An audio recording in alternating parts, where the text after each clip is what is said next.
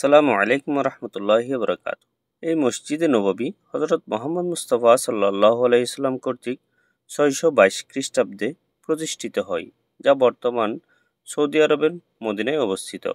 গুরুত্বের দিক থেকে মসজিদুল হারামের পর মসজিদে নববীর স্থান।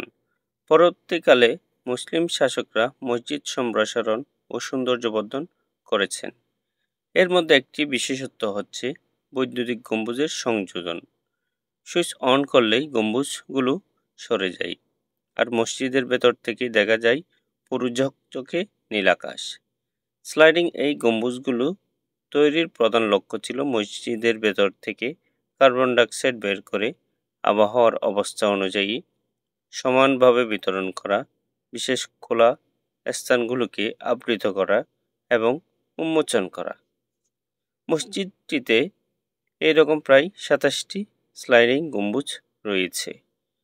গম্বুজের কাঠামোগুলো ইস্পাতের তৈরি এবং এর ভিতরে সেগুন কাঠ দিয়ে আবৃত।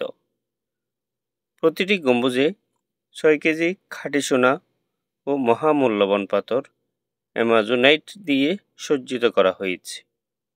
এই পাথরগুলো আনা হয়েছে Canada, Switzerland, Morocco, Kenya, Germany ইত্যাদি দেশ থেকে।